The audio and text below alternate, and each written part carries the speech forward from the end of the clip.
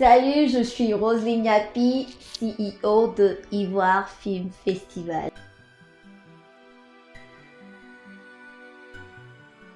Vous êtes plusieurs à me demander pourquoi Ivoire Film Festival. Moi, je pense que la Côte d'Ivoire est comme le boulevard de l'Afrique francophone noire. Et à travers ce festival, je veux mobiliser pas seulement la Côte d'Ivoire, mais l'Afrique francophone à s'intéresser à l'audiovisuel, le cinéma et le 7e art. À chaque fois que je partais à un festival, je réfléchissais, je me disais pourquoi je vois pas beaucoup d'Africains francophones dans le cinéma.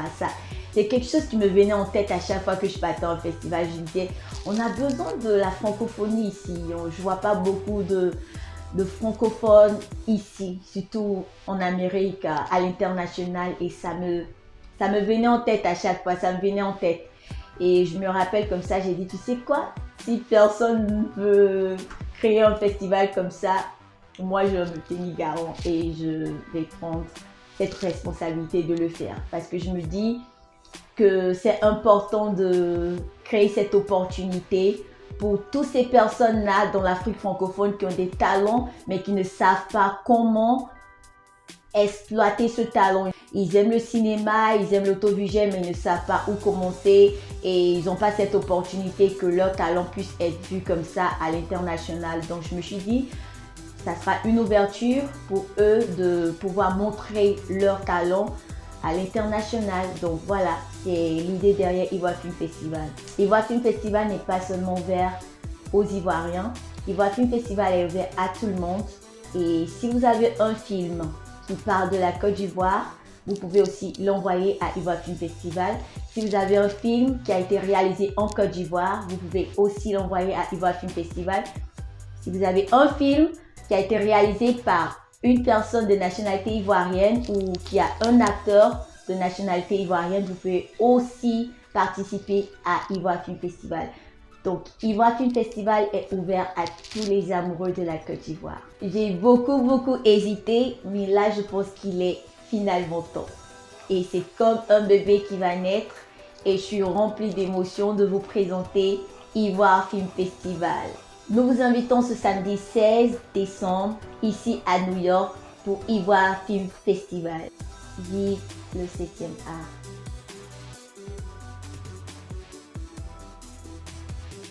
Je suis née à Yopougon, à Abidjan.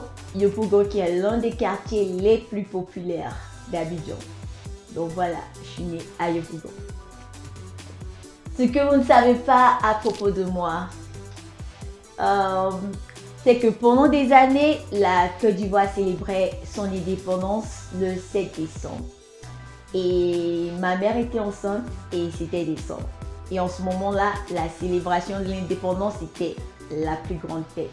La fête partout et ma mère voulait absolument participer à la célébration de l'indépendance. Et elle priait, elle se disait, est-ce que ce bébé va naître avant l'indépendance? Et devinez quoi? Je suis née le jour de l'indépendance. Donc je dis souvent aux gens que je suis née avec le drapeau ivoirien dans la main avant de voir le beau soleil d'Abidjan. Donc c'est l'une des raisons pour lesquelles je suis très patriotique. Très patriotique. Et pendant des années, on m'avait surnommé bébé indépendance. Yeah.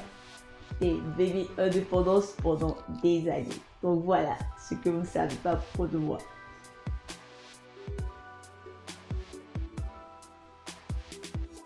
J'ai toujours aimé le cinéma, j'ai toujours aimé l'audiovisuel et je me rappelle un jour comme ça, je marchais dans les rues de New York et j'ai vu un bus qui passait avec la publicité de New York Film Academy. New York Film Academy qui est l'une des plus grandes écoles de cinéma ici à New York. Et quand j'ai vu ce bus qui disait « Si tu veux t'inscrire, appelle ce numéro », je me suis dit « Et là j'ai pris ce numéro, et j'ai écrit « Yeah ». Et je l'ai gardé avec moi. Je me suis dit comme ça, un jour je vais aller dans cette école, un jour je vais partir. Et pendant des années, j'ai gardé ça. Et un jour, j'ai eu la force de m'inscrire. Et j'en ai parlé d'abord à mes parents. Je leur ai dit que je suis intéressée à entrer dans le cinéma, l'audiovisuel. Mes parents n'étaient pas contre, mais ils comprenaient pas.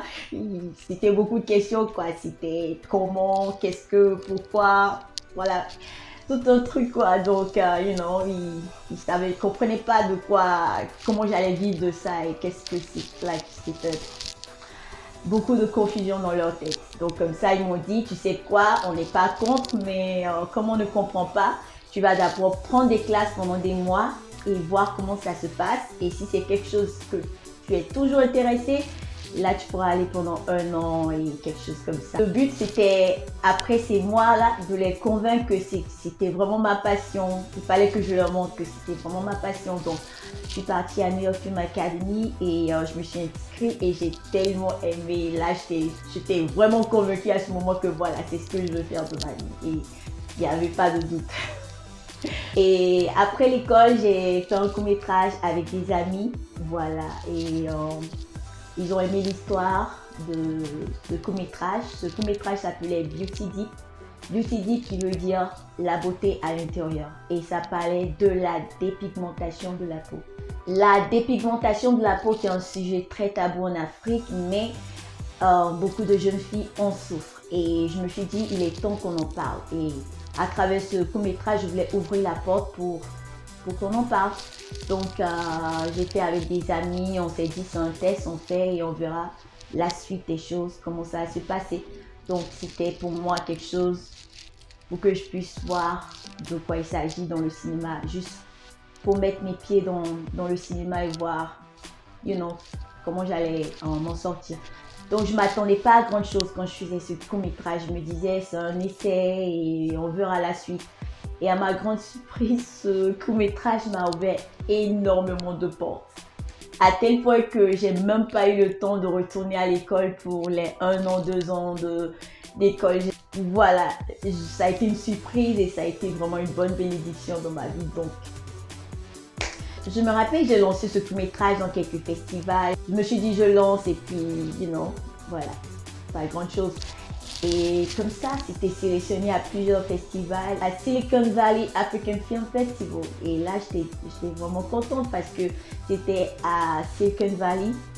Et je me rappelle, quand nous sommes arrivés, c'était les Native Américains qui nous accueillaient et qui nous donnent leur bénédiction. Et les Native Américains sont les Indiens américains.